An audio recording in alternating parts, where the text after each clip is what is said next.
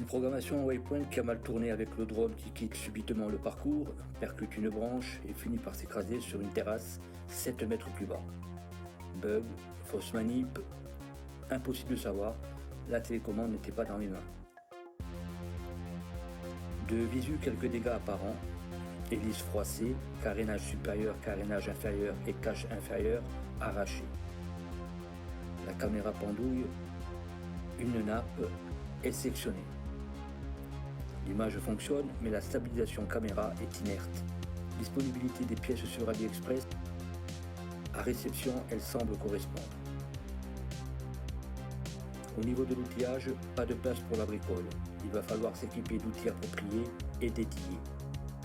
Nous reviendrons en détail sur leur utilisation pendant les opérations. Pour évaluer le taf, voici l'ensemble des éléments constituant le drone une fois qu'il sera démonté. Au démontage, on va prendre soin de ranger séparément les petites vis dans un sachet, les composants électroniques dans un autre. On attaque le démontage, avec tout d'abord le placement de la protection caméra pour ne pas faire plus de dégâts. Retrait de la batterie. Avec un petit tournevis plat, on va délicatement décoller la nappe à l'intérieur de la paroi gauche. Du bout de l'angle, on va retirer l'autocollant sur le nez du drone. Ensuite, les deux vis à proximité des bras avant, sous le dessous, les deux vis à l'arrière au niveau des bras. Pour ouvrir la coque, on va insérer un tournevis dans les petites encoches de devant. Même opération pour l'arrière. On force un petit peu sur le côté à cet endroit précis pour désolidariser les deux coques. Une fois la coque supérieure retirée, on mettra un élastique sur le nez pour maintenir la caméra en place. Il y a la nappe du circuit de motorisation en stabilisation qui va à la caméra qui a été arrachée. La nappe de la vidéo est restée fonctionnelle malgré la cassure de l'accroche. Avant d'aller plus loin, un point important à aborder. Il s'agit de la façon de détacher les broches des différentes nappes que l'on va rencontrer lors du démontage. Les connecteurs des nappes sont en partie fixés avec 2 points de résine époxy. Il va falloir retirer cette résine pour déclipser le connecteur de son support. Dans certaines vidéos sur YouTube, on préconise l'utilisation d'un sèche-cheveux pour ce type d'intervention. J'ai préféré attendre et commander un pistolet à chaleur avec sa buse afin de concentrer le flux chaud sur l'endroit précis. Attention, un sèche-cheveux ou un pistolet à chaleur, ça peut chauffer vraiment très fort. Le but est juste de ramollir la résine.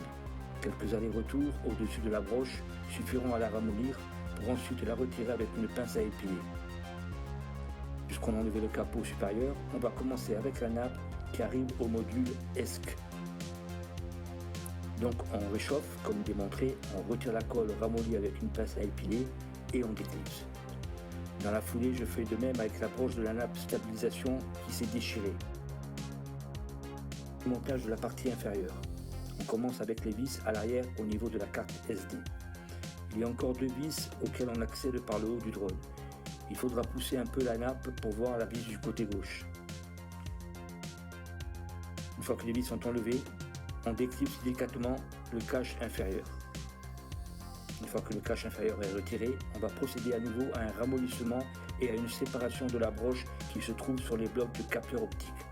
Ensuite, on va déposer la caméra inférieure, la petite languette en plastique, au bloc optique.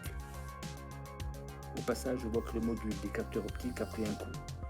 J'espère que ça ne l'empêchera pas de fonctionner correctement. Ensuite, on va retirer les vis de maintien de la plaque de dissipation et de la carte mère. On enlève les 2 vis qui tiennent le radiateur sur la carte mère.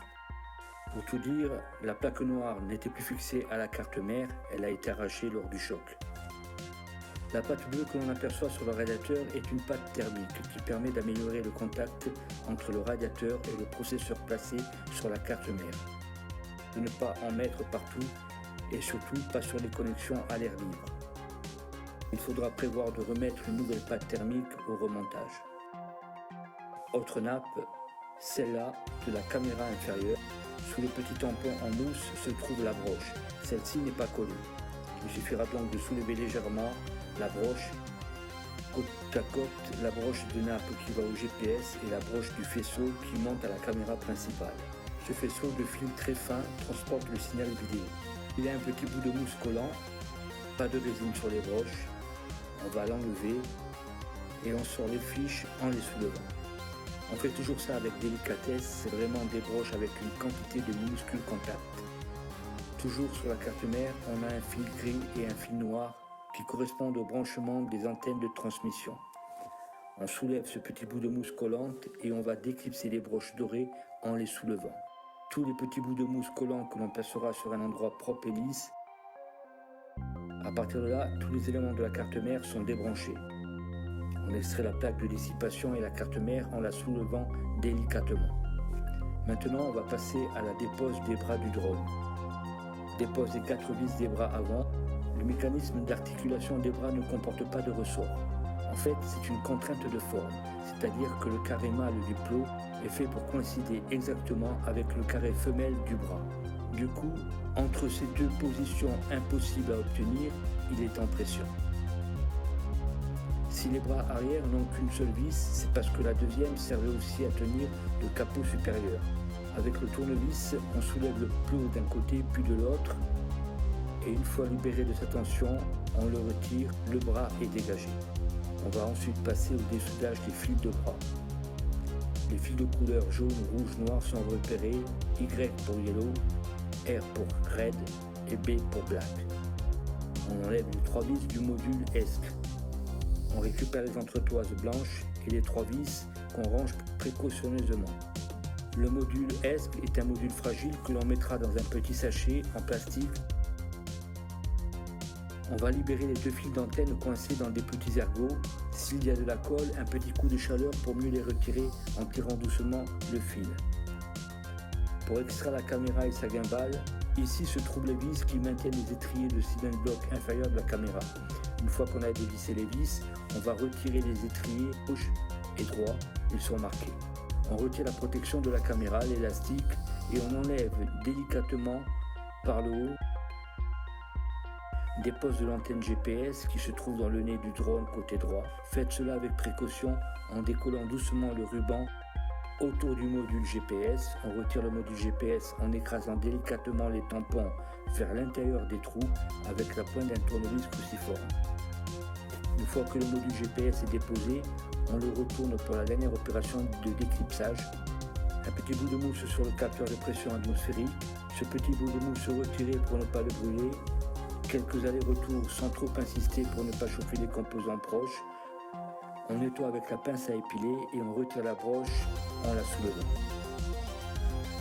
On va récupérer les pots du module GPS qui ne sont pas livrés avec la nouvelle coque. Il doit être d'un diamètre qui rentre dans le trou, ça va nous permettre de pouvoir les sortir sans les déchirer. On fait cela par-dessous. Voilà, nous avons démonté notre drone. Toutes les pièces sont là. On retrouve donc les coques neuves de rechange, les bras, le module caméra, le module TOF optique, le module GPS, le module ESC, la carte mère et la plaque de dissipation de chaleur.